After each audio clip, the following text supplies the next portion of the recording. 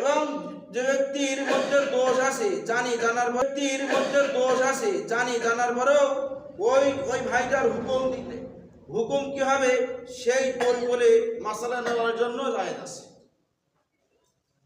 এবং মেয়ে এবং ছেলেকে বিবাহ দেওয়ার জন্য খেয়াল করেন, একটা গুরুত্বপূর্ণ বিষয়, ছেলে এবং মেয়ে যখন সমাজের মধ্যে বিবাহ হয়, মনে করে যশোরের মেয়ে সারসার ছেলে, এখন যশোরের যে ছেলে সারসা এসে ওই মেয়ের সম্বন্ধে জানছে যে অমুকের মেয়েটা কেমন, সাপোজ মনে করে আমার কাছে জিজ্ঞাসা করলো যে হুজুর অমুকের মেয়েটা কেমন, আমি জানি অমুকের মেয়ে খারাপ, আমি জানি অমুকের মেয়ের চরিত্র ভালো না, পর্দা করে না, তখন ওর উচিত হলো তাদের সাথে তার বিস্তারিত বলে দেওয়া।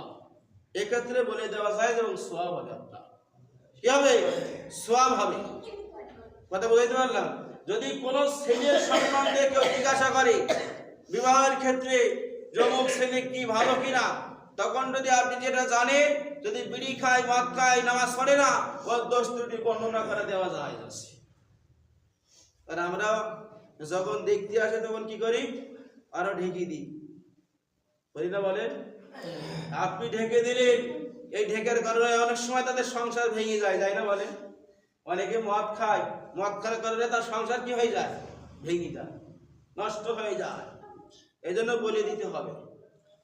এবং আমানতের খেয়ানতকারী, জানি ওই ব্যক্তি আমানতের খেয়ানত করবে, তার কাছে টাকা দিলে হোক, যে কোনো দায়িত্ব দিলে হোক, ওই ব্যক্তি আমানতের খেয়ানত করবে, ওই ব্যক্তির দোষ ত্রুটি বলে দেওয়া যায় আছে।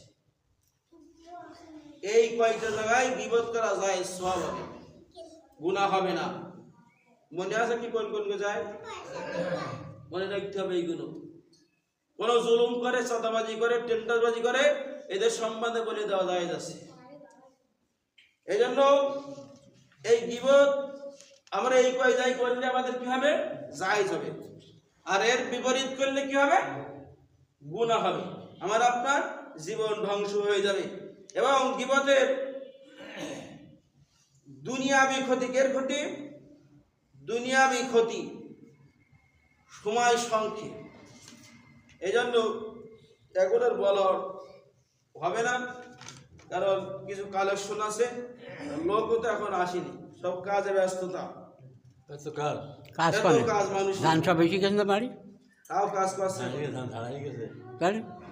না, বলতে কাজে ব্যস্ততাই বল। মানুষের দুনিয়ার প্রতি আকৃষ্ট, মানুষ এখন এর প্রতি আকৃষ্ট, দুনিয়ার প্রতি আকৃষ্ট।